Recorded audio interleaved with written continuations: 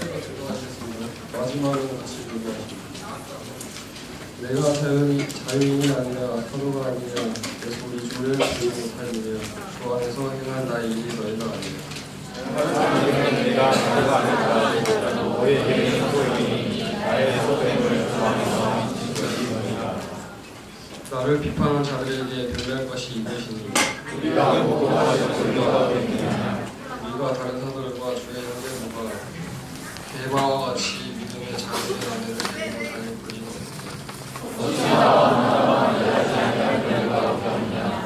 누가 자기 비용으로 군 동무를 하겠느냐? 누가 포도를 심고 그 열매를 먹지 않겠느냐? 누가 양떼를 기르고 그 양떼의 젖을 먹지 않겠느냐?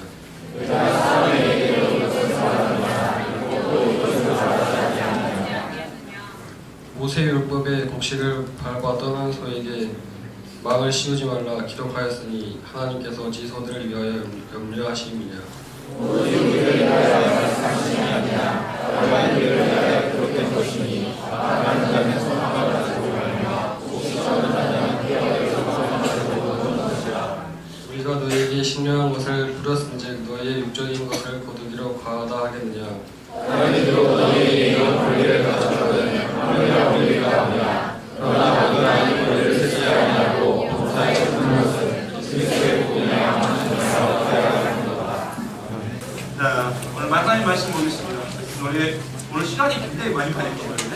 자, 하나님 말씀 우리 오늘 제목 한번 읽어볼까요? 제목 같이 읽습니다. 시작. 여러분 자기 증명을 버리고 자기 부인을 선택하라라는 제목을 하나님 말씀 전하겠습니다. 여기서 자기 부인은 와이프가 아니죠. 자, 고린도전서를 처음 시작할 때 제가 말씀드렸듯이 고린도전서는 교인들의 고린도 교인들의 질문에 대한 사도 바울의 답변으로 이루어진 편지다라고 말씀드렸습니다. 그리고 오늘 말씀은 사도 바울 당신은 과연 진짜 사도입니까? 너는 사도가 맞냐? 라는 그 고린도 교의 질문에 대한 사도 바울의 그 답변이 오늘 말씀입니다. 그렇다면 사도 바울은 네가 정말 사도가 맞냐? 라는 이 질문에 대해서 어떻게 대답했을까? 우리 다 2절 말씀 보겠습니다. 2절 말씀 같이 볼게요. 시작. 다른 사람들에게는 내가 사도가 아닐지라도 너희에게는 사도이니 나의 사도됨을 주 안에서 인친 것이 너희다. 아멘. 여러분 고린도 교회 교인들은 당시 교회 안에 침투한 이단들로 인해서 이 사도 바울의 사도권에 대해서 심각하게 의심하기 시작했어요. 여러분 사도란 뭐냐? 사도란 뭘까? 여러분 사도란 예수님의 직계 제자들입니다. 직계 제자들. 그러니까 예수님이 직접 그들의 이름을 불러서 예를 들어 베드로야, 요한아, 마태야 하고 그렇게 이름을 불러서 세운 사람들이 누구냐면 사도예요. 그러므로 예수님의 12 제자들 중에 자살한 사람이 누구죠?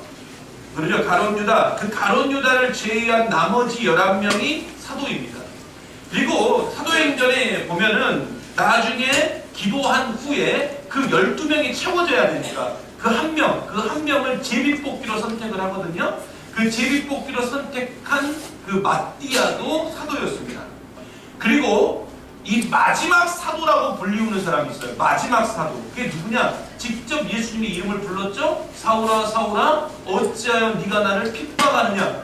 이름이 뭐라고요? 사울. 나중에 이름이 뭘로 바뀌었어요? 바울로 바뀌죠. 그러니까 다메섹으로 가던 중에 왜 갔냐? 예수 믿는 사람들을 잡으려고 죽이려고 가던 도중에 부활하신 예수님을 만나죠. 그리고 그 예수님이 이렇게 사도 바울에게 말합니다. 사울아 사울아 어찌하여 네가 나를 핍박하느냐? 그러면서 직접 예수님의 부름을 받은 사람이 바울이고 그 사람이 바로 사도가 됩니다. 그래서 우리는 바울을 부를 때 이렇게 부르죠. 사도 바울. 사도는 오직 방금 제가 말씀드렸던 그 사람들, 그 13명의 사람들을 제외하고는 성경에 절대로 등장하지 않습니다.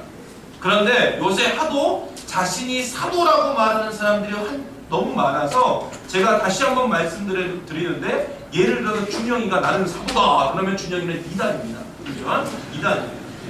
이 세상에 예수님의 제자들, 방금 말씀드렸던 그 사람들을 제외하고는 사도는 존재하지 않아요. 그래서 바울은 단언컨대 사도가 맞습니다. 그런데 아니라고 누가 고린도 교회 교인들이 아니라고 하니까 얼마나 사도 바울 입장에서 화가 났겠냐 이거예요.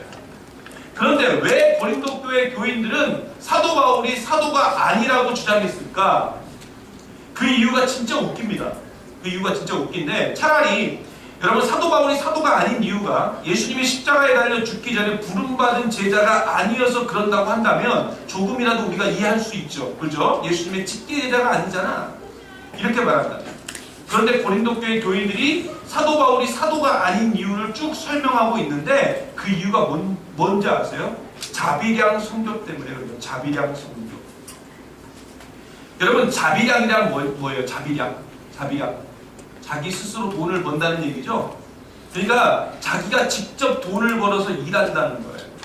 예를 들어서 대열이가 해외 선교를 나갑니다.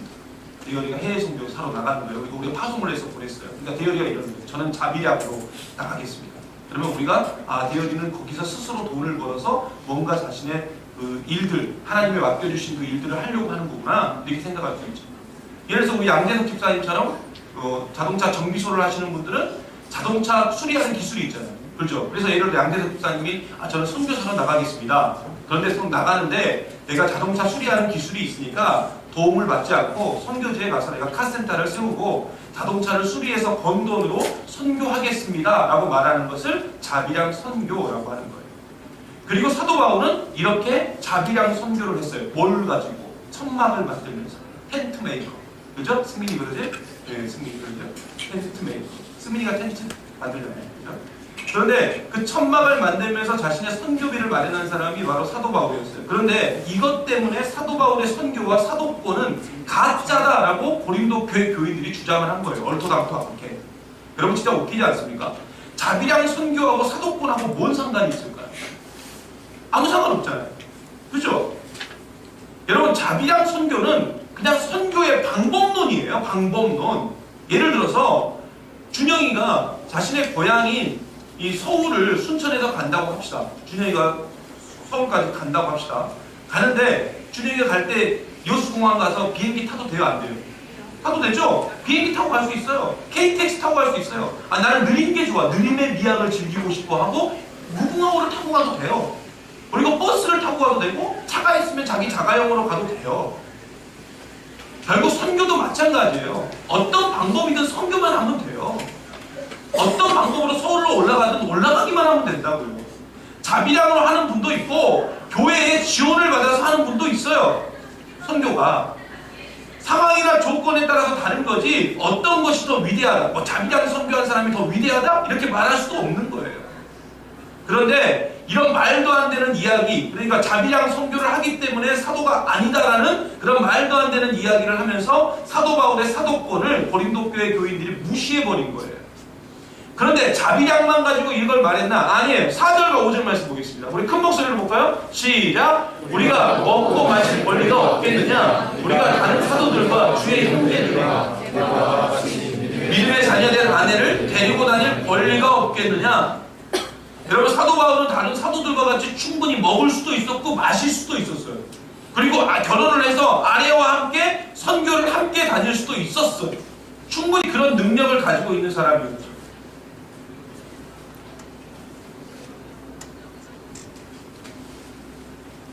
그리고 자신은 그런 권리가 있다라고 말하고 있습니다. 하지만 사도 바울은 분명히 12절에 이렇게 고백하고 있어요. 12절 같이 한번 보겠습니다. 시작! 다른 이들도 너희에게 이런 권리를 가졌거든 하물며 우리일까 보냐. 그러나 우리가 이 권리를 쓰지 아니하고 범사에 참는 것은 그리스도의 복음에 아무 자리가 없게 하려 함이로다. 아멘. 결국 사도 바울은 복음 전파의 장애가 되지 않기 위해서 자신이 충분히 요구할 수 있고, 누구한테? 교인들한테, 교회에게 요구할 수 있고 또 누릴 수 있는 그런 권리를 사용하지 않았다는 거예요. 왜? 복음 전파의 장애가 됩니다. 그런데 고린도 교회 교인들은 사도 바울이 그렇게 안 한다고 사도가 아니라고 말한 거예요. 참 웃기죠. 여러분 사실 고린도 교회 교인들 입장에서 사도 바울은 어떤 사람이냐? 참 고마운 사람이에요. 그렇지 않습니까? 그들에게 사도 바울은 영적 아버지고요, 생명의 은인과 같은 존재였다고요. 그런데 이렇게 고마운 사람에게 감사는 하지 못할 망정 뭘 한 거예요? 비난하고 비판한 거예요. 그래서 고마운 사람을 향해서 작은 오해 때문에 그 사람과 관계를 깨는 것만큼 어리석은 짓도 없죠.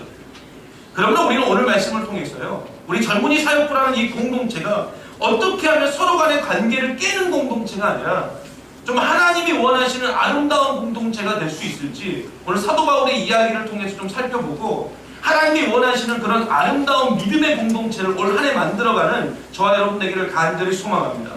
첫 번째로 오늘 말씀을 통해서 알 수 있는 건 뭐냐? 같이 보겠습니다. 시작! 다른 사람이 소중하게 여기는 것을 나도 소중하게 여긴다.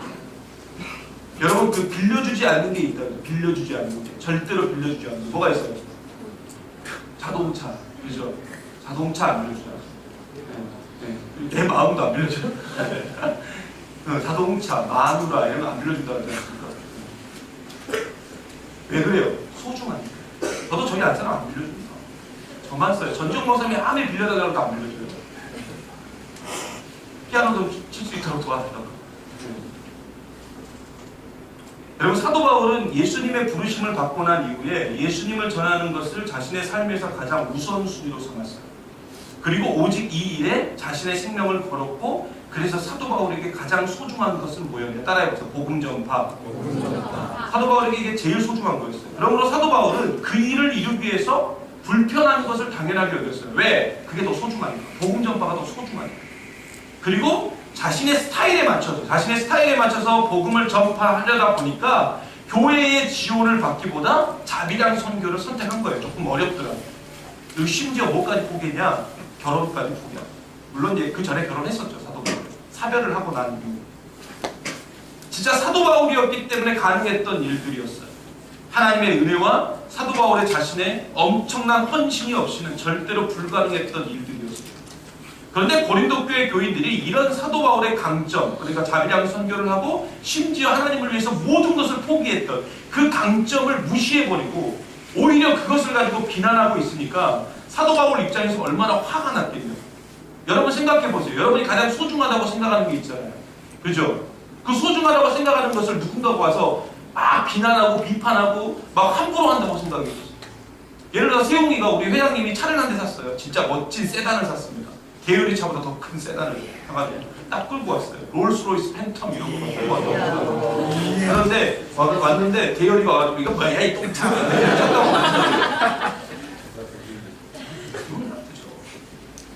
아무리 계열이 형이라도 이제 서로 멱살 잡겠죠. 근데 이제 주위에 사랑이 있으니까 안 하겠지? 부정 안 하는데. 자, 여러분, 세상을 망친 사람들의 특징이 있는데 그게 뭐냐면은 지나친 신념을 가진 사람이랍니다. 지나친 신념. 누구나 신념은 있어요. 근데 그게 너무 지나치면 문제랍니다. 그게 세상을 망치는. 그리고 이런 분들의 특징이 있는데 되게 완벽주의랍니다. 물론 완벽주의란 언뜻 보면 참 좋은 거예요. 그런데 그 완벽주의라는 것이 자신의 입장에서 완벽주의. 그렇지 않습니까? 우리가 세상 사람들하고 이렇게 만나보면 완벽주의자들이 있는데 다 자신의 입장에서 완벽주의야. 그래서 사람이 어떤 대상을 판단할 때 너무 자기 기준에서 완벽주의를 내세우고 이야기합니다. 그러니까 상대방의 강점이 보이는 게 아니라 맨날 뭐만 보이는 거예요? 약점만 보이는 거예요. 그리고 심지어 그 강점조차도 약점으로 해석해 버려요. 그러니 그 완벽함을 가지고 상대방을 난도질해버리는 거예요. 여러분, 고린도 교회 교인들은 사도 바울을 통해서 변화된 사람들이에요. 그렇지 않습니까? 사도 바울이 전도해서 세운 교회가 고린도 교회니까. 그러기 때문에 다른 사람들은 사도 바울을 인정하지 않는다 해도 고린도 교회 교인들만큼은 사도 바울이 분명히 사도여야 됩니다. 사도라고 인정해야 돼요. 그리고 여러분, 사도행전 9장 15절에 이렇게 증거하고 있습니다. 주께서 이르시되 이 사람은 내 이름을 위하여 이방인과 임금들과 이스라엘 자손들에게 전하기 위하여 택한 나의 그릇이라. 여러분, 이게 뭐예요? 하나님이 사도 바울이 사도라는 거예요. 사도. 그걸 증거해주고 있는 거예요. 하나님이 직접 증거하고 있는 거예요. 그런데 이 멍청한 고린도 교회 교인들이 자신들의 기준에서 딱 판단해 보니까 사도 바울은 사도가 아니라는 거예요. 왜? 나는 예수님의 제자들은 전부 교회에서 지원을 받고 있는데 사도 바울만 이상하게 혼자 돈 벌어가지고 혼자 쓰고 있으니까, 선교하고 있으니까 너 사도 아니야 하고 무시해버린 거예요. 예수님의 제자들은 전부 결혼해서 자기 부인들하고 같이 선교 다니는데 사도 바울은 독신으로 살고 있으니까 쟤는 혹시 남자 좋아하는 거 아니야? 왜 맨날 바나바랑 같이 다니고 마가랑 같이 다니고 누구랑 같이 다니니까 이렇게 착각하고 있었던 거라고요. 그러니 고린도 교인들이 얼마나 교만한 사람들이냐고요. 그러니 사도 바울과의 관계가 깨져버린 거예요. 왜? 교만하니까 쓸데없는 것 가지고 신념을 막 이 신념이 있다고 지나치게 그 신념만 내세우니까. 여러분 저는 그렇게 생각합니다. 감동을 주는 사람은 어떤 사람일까? 감동을 주는 사람은 상대방이 가장 소중하게 여기는 것을 인정해주고 함께 기뻐해주는 사람. 그 사람이 감동을 주는 사람. 그래서 우리는 항상 상대방이 가장 소중하게 여기는 게 뭔가, 예를 들어서 우리 수진이가 가장 소중하게 여기는 게 뭔가, 제천인가? 아니겠죠? 뭐 이렇게 그래서 항상 그 생각해 보는 거예요. 제가 이렇게 소중한 우리 여러분들 선배님들이 그러니까 아닙니까? 우리 새내기들을 보면서 우리 새내기가 정말로 소중하게 여기는 게 뭘까? 그리고 또 새내기들은 우리 선배님들을 바라보면서 우리 선배님들이 소중하게 여기는 건 뭐야? 순장은 순원들을 향해서 우리 순원들이 정말 소중하게 여기는 게 뭘까? 순원들은 순장들을 바라보면서 우리 순장님이 정말 소중하게 여기는 건 뭐야? 여러분 그렇게 생각하지 않겠어요? 그렇죠? 우리 김영석이 가장 소중하게 여기는 게 뭘까요? 그렇죠? 박혜민이죠. 그러니까 우리는 혜미한테 잘해줘야 돼요. 그럼 형석이한테 덩달아 잘해주는 거죠. 그렇죠? 그런 거 아니고. 그게 그런 사람이 결국은 뭐냐면 진짜 성숙한 사람이고 감동을 주는 사람이에요. 우리가 그렇게 살면요, 예를 들어서 그 사람의 약점이 있어요. 여러분 현석이한테 왜 약점이 없겠습니까? 약점 많죠. 그런데 현석이 약점이 안 보이고 뭐만 보이는 거예요? 강점만 보이는 거예요. 심지어 그 약점도 강점으로 보이는 거예요. 그것이 바로 성숙한 인격이고 따뜻한 마음을 가진 사람의 특징이라는 거죠.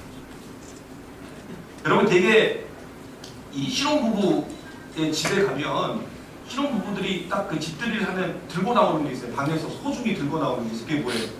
그죠? 웨딩포토. 웨딩포토. 그 케이크를 들고 나와? 한 번도 집들이 안 가봤구만. 신혼부부 집들이. 전부 웨딩포토 들고 나옵니다. 갖고 나오지 마. 말 안 해도 다 들고 나와요. 들고 나와서 보라고 합니다. 여러분 만약에 그 신혼부부가 그 약간 내성적이어가지고 안 들고 나오는 사람들도 있거든요. 보여주고는 싶은데 막 있잖아 쑥스럽고 그래서 그럴 때는 꼭 들고 나오라고 해야 돼요. 그게 예의예요. 할렐루야? 네. 꼭 나중에 형석이네 집에 가면 꼭 들고 나오고 형석이 빨리 갖고 나와. 물론 저 사람은 들고 나올 사람이지만 기자님이 이렇게 해야 돼. 딱 들고 나오면 여러분 솔직히 말할게요. 여자들은 잘 모르겠지만 남자들은 이 웨딩 포토에 별로 관심이 없습니다. 남자는 뭐에 관심이 있냐? 그날 집들이 음식에 관심이 있죠. 뭘 차렸냐? 남자들은 솔직히 관심이 없어도 너무 없어요. 그러나 중요한 건 뭐냐면 그래도 관심을 가져요. 그리고 그것을 볼 때마다 어떻게 해야 돼? 진짜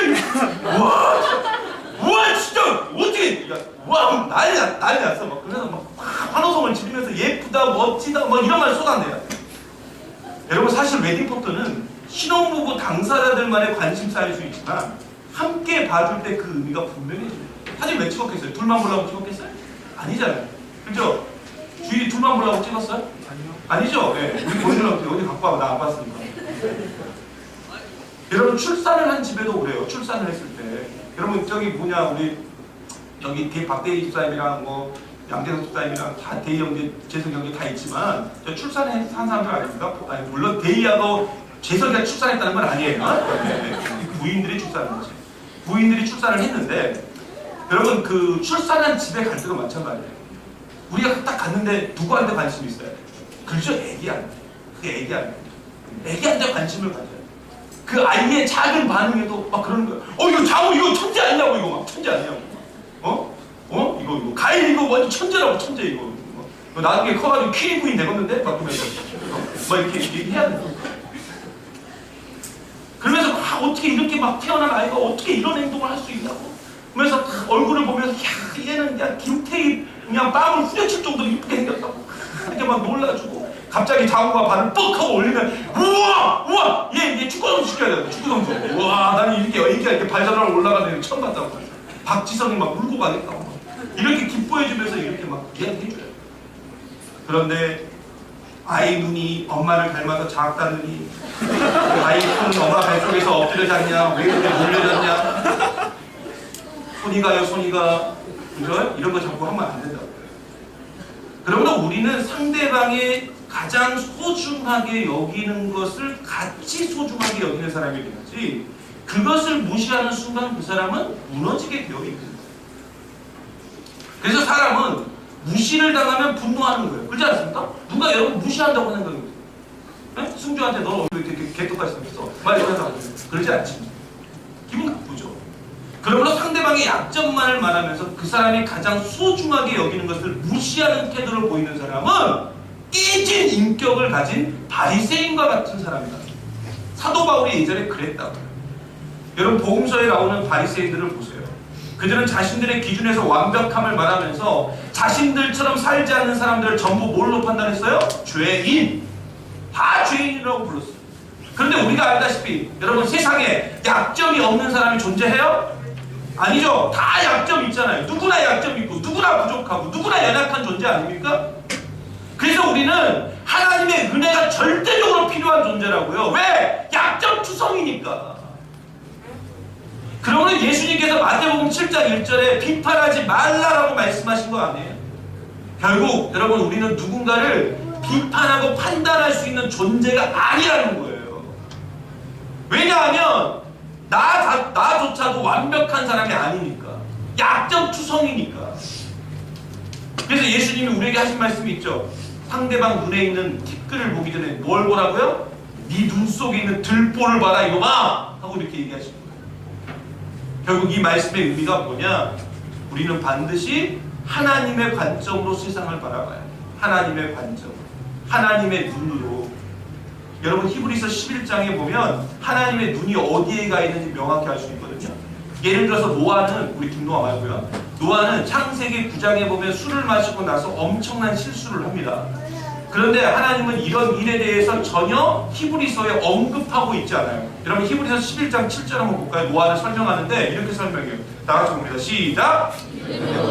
아직 보이지 않는 일에 경고하심을 받아 경외함으로 방주를 준비하여 그 집을 구원하였으니 이로 말미암아 세상을 정죄하고 믿음을 따르는 의의 상속자가 되었느니라. 아멘. 여러분 여기 술 먹고 개판 쳤다 이런 얘기 있어요? 없잖아요. 그냥 칭찬하고 있어요. 그리고 여러분 히브리서 11장 21절이죠. 11장 21절 보겠습니다. 같이 봅니다. 시작! 요셉의 각 아들에게 축복하고 그 지팡이의 머리에 의지하여 경배하였으며. 여러분 솔직히 야곱은 어떤 사람이에요? 여러분 알다시피 믿음이 좋은 사람이에요? 처음부터? 아니죠. 사기꾼이에요. 사기꾼. 사기 전과가 굉장히 많은 애예요. 이 사람이. 그런데 하나님은 야곱을 사기꾼이라고 이야기하지 않았어요. 전혀 그렇게 얘기하지 않고 야곱은 믿음의 조상이면서 하나님을 향해서 경배하고 예배하는 자였다 이렇게 설명하고 있다. 결국 하나님은 우리를 보실 때, 저를 보시고 여러분들을 보실 때 가장 좋은 것을 보시고 그것만 인정해 주시는 거예요. 할렐루야. 여러분 그걸 생각하셔요. 여러분 우리도 마찬가지예요. 뭘 볼 것인가? 이게 중요하다. 상대방의 약점을 볼 것인가? 아니면 상대방의 강점만 볼 것인가?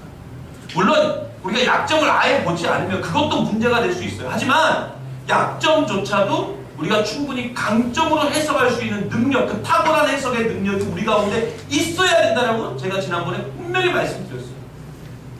결국 우리 가운데 다른 사람들이 소중하게 여기는 것을 우리도 또한 소중하게 여길 수 있는 그 하나님의 마음과 그 눈이 우리 가운데 있어야 될 줄 믿습니다.